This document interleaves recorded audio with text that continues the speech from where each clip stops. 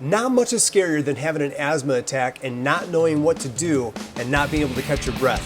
If this has ever happened to you or you've been worried about it, stay tuned to this episode of Roy on Rescue, where we address this and help you learn what to do to save your life.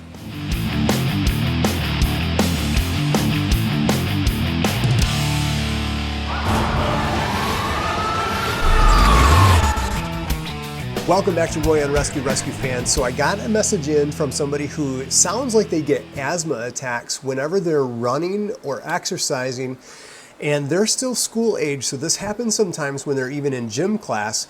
They get an asthma attack and it sounds like they might not always have the right medication, and they're saying, what do I do? I'm afraid it's going to happen again.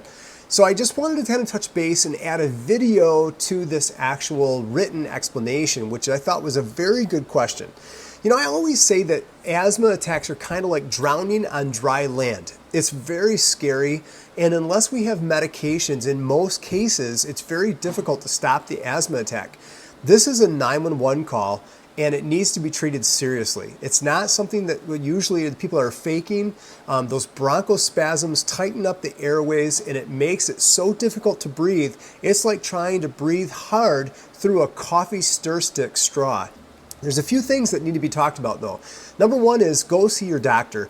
Asthma is something that in most cases is highly treatable, both in two phases. One, a prevention program that helps us get the medications that we need to be able to help prevent an asthma attack from occurring. And secondly, rescue inhalers, which help us break the asthma attack when the prevention inhaler is not doing it.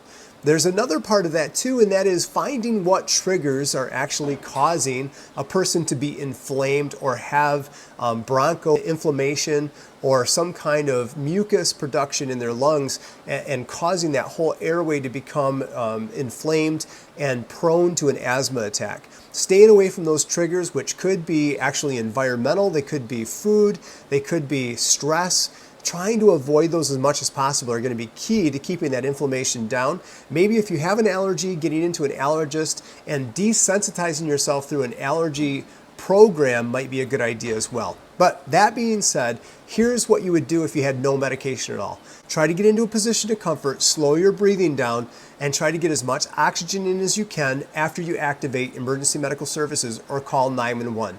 If the asthma attack passes and you don't need the ambulance, great, they'll leave and there's no problem. But if you need them or your asthma attack gets worse, that's the last thing you want to do is slow down the ambulance from arriving, because we have medications that can help open up those airways and save an asthmatic's life.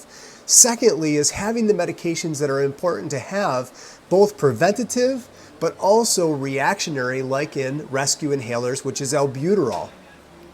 That albuterol inhaler is going to be so important to have on hand or in near proximity so that when you start to tighten up, you can take your puffs, break the bronchospasm, and get back on track to be able to breathe correctly. Again, if it's not being controlled after a couple puffs and you're not coming back to normal, it's going to be important to call 911 or get EMS on the way so that they can get you treated. Maybe even to the point of giving you some type of steroidal treatment, which will help reduce that inflammation in your airways and get you back on track.